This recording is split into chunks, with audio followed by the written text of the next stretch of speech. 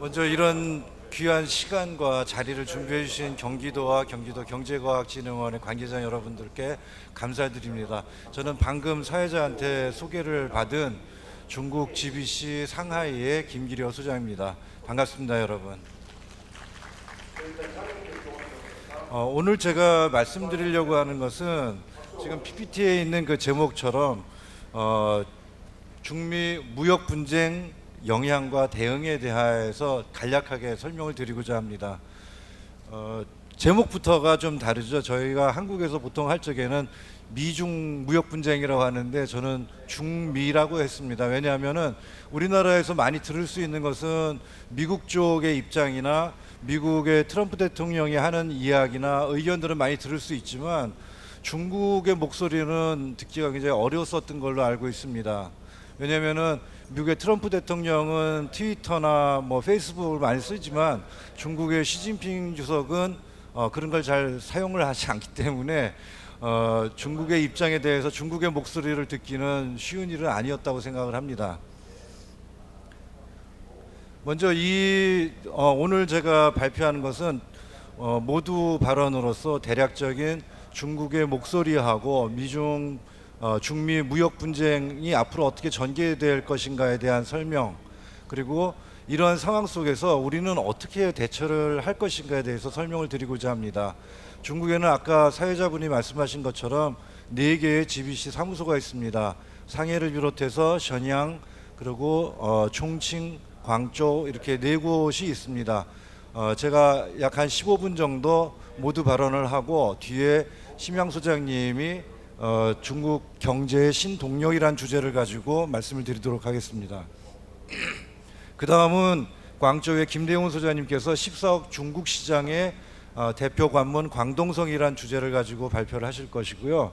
마지막으로 충칭의 박운본 소장님께서 중국 온라인 시장 진입과 준비할 내용, 수출 활용 방안에 대해서 설명드리도록 하겠습니다. 지금 화면에 우측에 있는 사진을 보면은 맨 위에 있는 것이 34년 전의 중국의 모습입니다. 자전거와 버스가 주 교통 수단이었고요.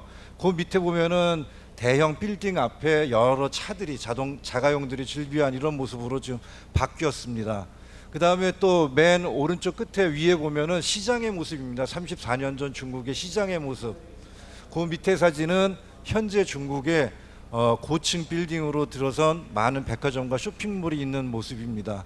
그리고 맨 밑에 있는 사진은 지금 중국은 5G 시대를 맞이해서 상용화를 이미 시작을 했고, 그다음에 IT 기술을 그다음에 빅데이터 기술을 기본으로 해가지고 기계와 인간이 어떻게 결합해 나갈 것인가에 대해서 미래에 지향적인 연구와 개발을 지금 진행하고 있는 모습입니다. 사실 제가 34년 전과 오늘의 중국의 변화라는 이런 타이틀을 붙인 거는 34년 전에 어떤 일이 있었냐면은 중국에서 처음으로 철의 장막을 거두고 미국의 초청을 받아서 중국의 고위 간부들이 미국을 방문했을 때입니다. 그 34년 전 그때만 해도 미국에 갔을 적에 미국에서 중국 간부들한테 보여준 것은 64메가디램 가지고 있는 컴퓨터를 보여줬습니다. 그 당시에 중국에는 아직 컴퓨터가 없었던 시절이었고요. 중국 간부들은 미국 방문해가지고 미국의 컴퓨터 시스템이 있는 걸 보고 상당히 신기해하고 놀라워하고 그랬던 적이 있습니다. 그 이후 지금 현재는 중국에는 핸드폰 하나만 있으면 생활을 할 수 있는 그런 시대로 변모했습니다. 큰 변화가 있고요. 그 밑에 타이틀 밑에 써 있는 것은 중국의 목소리입니다. 저희가 평소에 듣기 힘들었었던 중국 인터넷 사이트에 보면은 중국 인터넷 사이트의 제목을 중국어로 중미 무역 분쟁이라고 치면은 쉽게 찾아볼 수 있는 동영상이나 인터뷰 기사들이 있습니다. 거기에 나오는 주 내용들은 장수의 무능은 3군을 죽인다. 이걸 중국말로 장수의 우능 레이스 산쥔이라고 하는데 왜 이런 말을 썼겠습니까? 여기서 장수는 누구를 얘기하냐면은 미국의 트럼프 대통령을 얘기하는 거죠. 산쥔이라는 것은 미국의 국민들을 이야기합니다. 중국의 목소리는 이렇습니다. 그리고 세계 제1의 최대 경제체를 갖고 있는 것이 중국이었다. 과거 우리 역사를 보면은 BC와 AD로 나눠지는데 AD 지금 2019년이지 않습니까? 과거 2000년 역사 중에 한 약 1800년은 중국이 세계 제1의 최대 경제체를 갖고 있었던 나라였고, 최근 약 200년 정도가 미국이 세계 최대의 경제체를 갖고 있었다. 그런데 미국이 중국에 대해서 중국이 미국에 도전을 한다, 이런 표현을 쓰는 것은 중국인 입장에서는 어불성설이다. 과거에 2000년 역사 중에 1800년을 주도했던 나라에 대해서 200년을 주도했던 나라가 도전이란 단어를 쓴다는 것은 맞지 않는다, 이런 이야기를 하고 있습니다. 그러면서 과거의 1800년의 역사 속에서 세계 최대의 경제체를 갖고 있었던 중국 입장에서는 지금 이제 잠에서 깨어난 이 거대한 용이 비상하고 있는 이 시기가 역사에서 정상적인 일이지 특이한 일이 아니다라고 이야기를 하고 있습니다. 현재 미국 정부에 대해서는 미국 정부가 이미 플레이 더티라고 하는 단어를 써가면서 수단과 방법을 가리지 않고 중국에 대해서 대처하겠다는 이야기를 했는데, 이런 면에 대해서 중국 입장은 중국은 오리엔탈 동양권의 전통적인 그 사상의 지주로서 군자의 입장에서 대처해 나가겠다 하는 것이 중국의 입장입니다.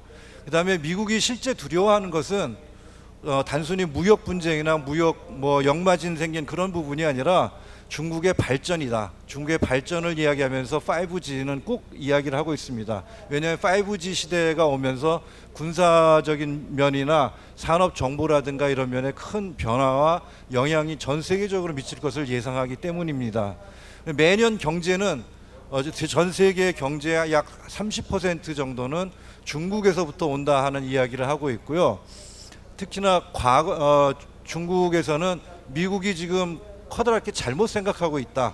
왜냐하면 과거와 같이 세계 경제는 한 나라와 한 나라 간에 어떤 무역 분쟁이 생겼을 적에 두 나라만 영향을 미치는 것이 아니라, 여기 써 있는 것처럼 이제 글로벌 밸류 체인이라고 하죠.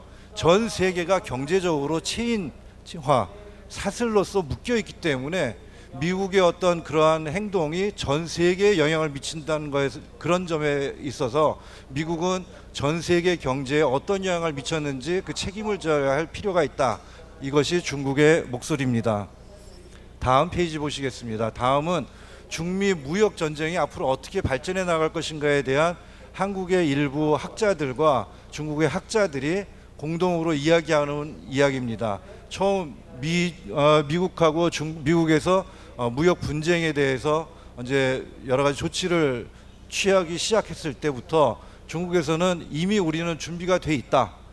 이것은 단순히 무역 분쟁으로 가는 것이 아니라 이것은 표면적인 첫 단추일 뿐이고, 그 다음 단계로서는 환율과 금융에 대한 분쟁이 일어날 것이다 라고 예측을 했습니다. 그리고 최종적으로는 무역 분쟁이나 금융 환율 전쟁이 아니라 결국은 산업 주도권을 전 세계에서 산업 주도권을 누가 가질 것이냐, 5G 시대에 대해서 누가 먼저 선점을 할 것이냐, 이것이 아마 앞으로 전개될 방향일 것이다, 이렇게 예측을 하고 있습니다. 그래서 이런 시기에는 가장 중요한 것이 과연 국가의 미래 전략을 수립하는 리더가 어떤 마인드를 가지고 있고 어떤 전략을 수립할 것이냐, 이것이 가장 중요한 관건이라고 합니다. 저는 한국 사람으로서 대한민국이 그럼 어떤 입장을 가져야 할 것이냐, 우리는 미국과 중국의 어떤 분쟁이라든가 패권 다툼에 있어서 우리가 그 현상만에 관심을 가질 것이 아니라 우리 자신의 입장을 생각하면서 우리의 미래를 생각해야 될 거라고 생각합니다. 대한민국은 국가 경쟁력, 국가 자금률이 30% 이하인 나라로 알고 있습니다. 그리고 무역을 하질 않으면 굉장히 어려운 경제 상황이 어렵게 되는 무역 중심, 수출 중심의 국가이고 자원이 또 빈약한 것이 현실입니다. 사실 이런 전 세계적인 어떤 경제적인 영향을 미칠 때 우리가 한국 사람으로서 가져야 될 생각은, 어떤 경제 상황이 되더라도 대한민국 사람들이 만든 그 물건은 꼭 쓰고 싶다 하는 그런 마음을 전 세계 사람들이 가질 수 있도록 좋은 물건, 새로운 물건을 끊임없이 창출해 나가야 할 것이라고 생각을 합니다. 지금 중국에서는 미국의 이러한 영향이 중국의 GDP가 평균 한 6.5%로 계속 성장하고 있는데 미국의 이러한 영향이 약 0.5% 정도의 영향을 받지 그 정도 범위에서 영향을 받을 것이다라고 예측을 하고 있습니다. 결국 0.5%라는 것은 중국 전체 14억 인구가 한 끼 식사만 거르고 국가를 위해서 그 돈을 바친다 그러면 극복할 수 있는 정도의 문제라고 이야기를 합니다. 또한 중국은 과거 한 30년 전만 해도 굉장히 어려운 배고픈 그런 과정을 거쳤기 때문에 또다시 어떤 전 세계적인 경제 위기가 오더라도 거기에 대한 내성이 있어서 극복할 수 있는 저력이 있는 민족이라고 자부하고 있습니다. 하지만 미국은 경제적인 어떤 큰 위기가 왔을 적에 과연 그것을 극복할 수 있는 내성이 있겠느냐 이런 이야기를 하고 있습니다. 마지막 화웨이의 그 사진을 갖다가 집어넣었는데 이거는 뭐냐면 미국에서 화웨이에 대해서 상당히 민감한 반응을 하면서 반도체 칩셋을 공급하지 않겠다라고 하거나 아니면 중국으로 수출하던 대두, 콩에 대해서 수출을 갖다 중단한다거나 이렇게 조치를 취하고 있지만 실제적으로 대두에 대해서 중국에 수출하기 위해서 미국의 많은 사람들이 대두 농사를 짓고 있는데 그 농민들에 대해서 국가에서 보조금을 준다고 처음에 했지만 언제까지 그 보조금을 줄 것이냐 미국의 농민들도 상당히 불안해하고 걱정을 하고 있는 입장이라고 중국에서는 그렇게 이야기를 하고 있습니다. 또 반도체 칩셋을 중국에서 사지 않으면 미국의 칩셋 공장에 있는 큰 공장들이 대량 감원을 해야 되기 때문에 그 결국은 미국에서 취하고 있는 그런 조치들이 스스로의 발등을 찍는 일이다 이렇게 표현을 합니다. 그래서 커다란 바위를 중국 속담에 있는 속담을 갖다가 인용을 해서 커다란 바위를 옮기려다가 자기 발등만 찍는다 이런 표현도 쓰고 있습니다. 이것이 중국의 목소리입니다. 그럼 과연 그 중국이 5G 시대라고 이야기를 하는데 5G 시대가 어떤 것인지 영상을 통해서 잠시 보도록 하겠습니다. 이 자료는 중국에서 만든 건 아니고요. 일본에서 만든 자료인데 중국의 유쿠라고 하는 그 사이트에서 제가 다운을 받은 겁니다. 5G 시대가 어떤 시대인지 여러분이 체험할 수 있도록 영상 자료를 준비했습니다.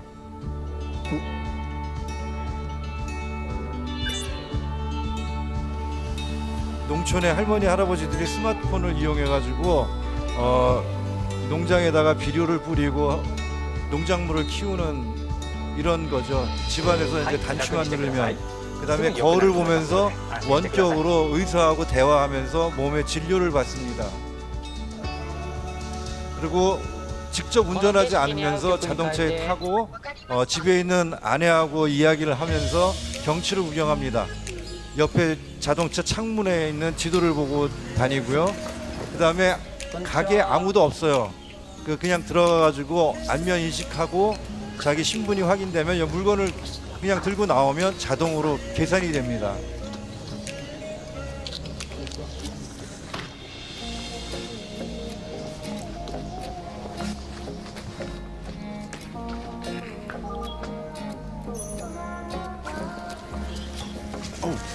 Excuse me. Sorry. I'm really. ちょっと待って。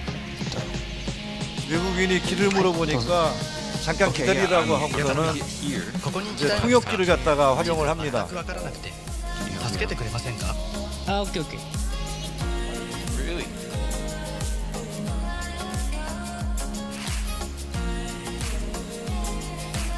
ね、もうすぐ準備するから。いや大丈夫大だって丈夫じゃ。ないってばもうすぐ着くから。昼過ぎに着くって言ったじゃん 도시에 있는 집에 있는 사람한테 현재 지금 자기가 걷고 있는 곳의 환경에 대해서 설명을 합니다. てか今どこにいんのよ 거기 경치는 어떠냐 뭐 이런 걸 물어보니까 공중에다 조그만 요 공 같은 거를 띄워놓고 이게 이제 현장에 있는 모습을 전부 실어서 도시에 있는 집사람한테 다 보여주고 있습니다. すごい綺麗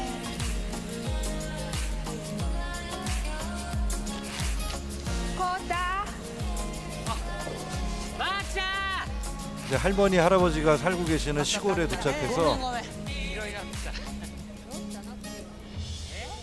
てかさ、腹減ったばあちゃん。なんか作ってる。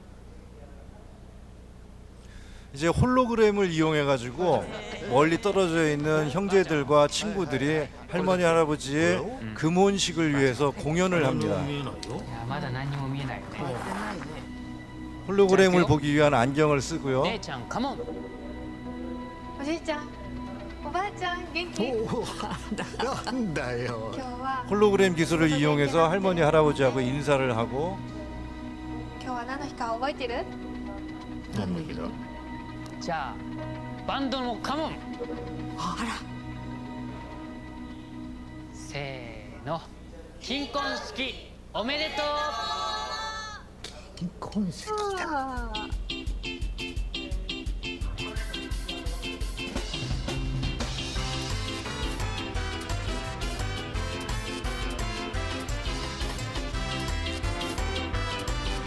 おめでとう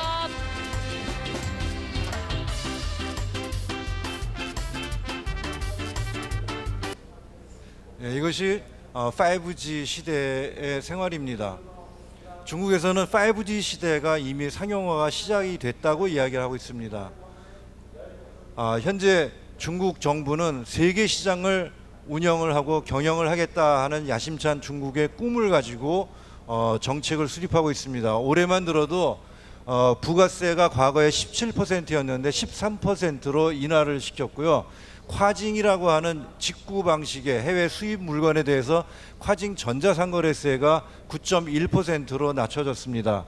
또跨境이라고 하는 이 역직구 방식의 해외 물건을 수입할 때 중국 국민들은 이제 수입을 할 때 9.1%의 세금을 내고跨境 물건들은 수입될 때 인허가가 필요 없습니다. 화장품도 위생허가나 이런 것이 필요 없이 하고 있습니다. 그런 정책을 쓰고 있고 관세도 과거에 상당히 높은 관세율이 적용이 돼서 최소 10%에서 많게는 뭐 100% 되는 그런 과세 정책이었는데 올해부터는 평균적으로 3 내지 15% 정도로 관세를 낮췄습니다. 또 중국 현지에다가 법인을 설립할 때 과거엔 등록자본금을 일시불로 낸다거나 등록자본금이 다 완납이 돼야지 사업자 자격증을 줬었는데 이제는 등록자본금을 갖다가 분할해서 낼 수도 있고 무기한 기한이 없습니다. 천천히 분할해서 납입할 수 있는 그런 제도가 바뀌었습니다. 밑에 있는 지도는 중국의 1대1로라고 하는 정책을 써서 8개의 철도망으로 유럽까지 가는 철도 노선을 보유하고 있고 그다음에 배나 항공으로 해서 동남아시아 그다음에 아프리카 유럽까지 가는 과거의 실크로드를 갖다가 다시 한번 부활시킨다고 하는 정책을 쓰고 있습니다. 매년 11월 되면은 상하이에서 세계 최대 규모의 수입 박람회가 개최되고 있습니다. 옆에 사진은 뭐냐면 중국의 온라인 시장인데 이제는 아까 말씀드린 대로 중국 국민들은 핸드폰 하나로 간편하게 결제를 하고 간편하게 물건을 구입할 수가 있습니다. 해외에 있는 물건도 해외에서 직접 배송을 받을 수가 있고요. 중국 내에 있는 보세구에서 물건을 받을 수도 있고요. 상당히 편리합니다. 이런 시스템이 갖춰짐으로 해서 중국 시장 내에는 여러 나라의 여러 종류의 물건이 상당히 많은 양이 수입되고 있습니다. 이러한 시장 속에서 우리가 과거처럼 거리가 가깝다는 그러한 지리적인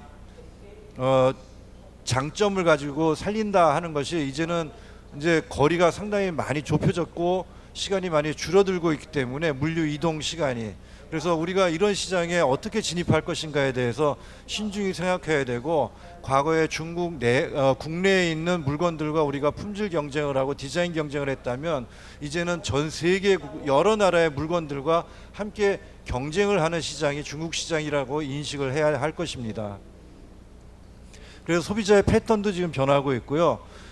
세계 각국의 여러 물건을 다 사용할 수 있고 편리하게 구매할 수 있는 시장이 되었기 때문에 소비자들 입장에서는 선택의 폭이 굉장히 넓어졌죠. 그리고 이제 자기 스스로 어느 정도 소득 수준이 올라가기 때문에 자기 개성, 자기한테 맞는 제품을 찾으려고 하는 그런 추세로 변하고 있습니다.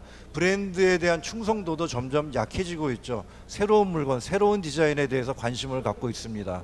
그리고 편리하게 결제할 수 있게끔 온라인 시스템을 이용하지 않으면 중국 시장에서 판매하기가 쉽지가 않습니다. 지금 중국 정부에서는 또 이런 이야기를 합니다. 중국은 제조업을 부흥시키기 위해서 중국 제조 2025라고 하는 정책을 내세웠는데, 여기에 대해서 미국에서 관세 부과를 통해서 중국의 지적 재산권을 침해한다거나 기술 이전 강요를 문제 삼는 것은 중국 제조 2025 관련 10대 핵심 업종이 미국의 하이테크 산업 분야와 직접 관련이 있기 때문에 그러하다, 이런 이야기를 합니다.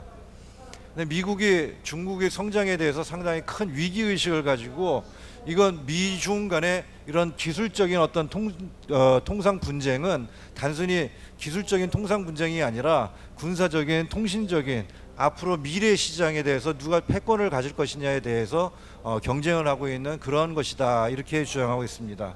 제가 준비한 것은 여기까지고요. 자세한 내용은 자료를 참조하시면 되겠습니다. 감사합니다.